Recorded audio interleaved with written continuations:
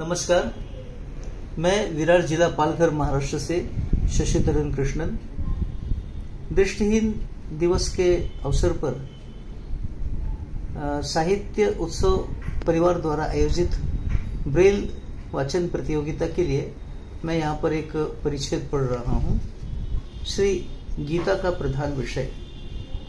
श्री गीता जी में भगवान ने अपनी प्राप्ति के लिए मुख्य दो मार्ग बताए हैं, एक सांख्य योग, दूसरा कर्म योग। उनमें संपूर्ण पदार्थ मृग तृष्णा की जल की भांति अथवा स्वप्न की सृष्टि के सदृश मायामय होने से माया के कार्य रूप संपूर्ण गुण ही गुणों में बरतते हैं, ऐसे समझकर मन, इंद्रियों और शरीर द्वारा होने वाले संपूर्ण कर्मों में कर्तापन के अभिमान से रहित होना, अध्याय 5 श्लोक 8-9, तथा सर्वव्यापी सच्चिदानंद घन परमात्मा में एक ही भाव से नित्य स्थित रहते हुए एक सच्चिदानंद घन वासुदेव के सिवाय अन्य किसी के भी होने पने का भाव न रहना, यह तो सांख्य योग का साधन है।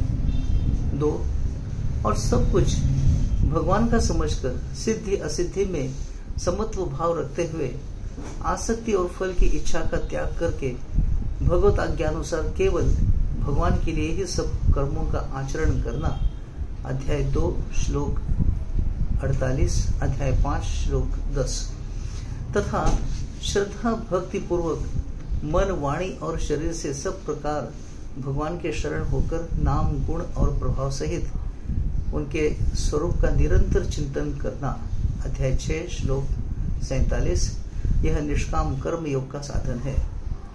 उक्त दोनों साधनों का परिणाम एक होने के कारण वास्तव में अभिन्न माने गए हैं, अध्याय 5 श्लोक 4 और 5।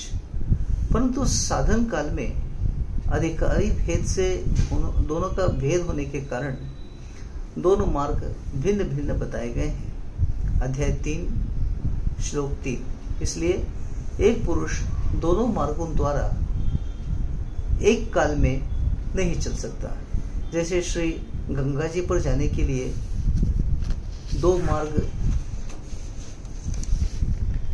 होते हुए भी एक मनुष्य दोनों मार्गों द्वारा एक काल में नहीं जा सकता। उक्त साधनों में कर्मों का साधन सांख्य आश्रम में नहीं बन सकता, क्योंकि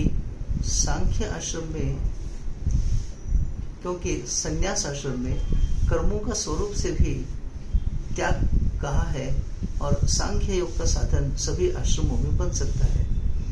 यदि कहो कि सांख्य योग को भगवान ने संन्यास के नाम से कहा है, इसलिए उसका संन्यास आश्रम में ही अधिकार है, गृहस्थ में नहीं, तो यह कहना ठीक नहीं है। क्योंकि दूसरे अध्याय में श्लोक 11 से 30 तक जो सांख्य निष्ठ का उपदेश किया गया है, उसके अनुसार भी भगवान ने जगह जगह अर्जुन को युद्ध करने की योग्यता दिखाई है।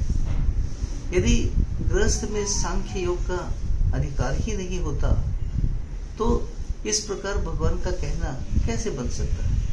हाँ, इतनी विशेषता अवश्य है कि सांख्य मार्ग का अधिकारी देहाभिमान से रहित होना चाहिए, क्योंकि जब तक शरीर में अहम भाव रहता है तब तक सांख्य योग का साधन भली प्रकार समझ में नहीं आता।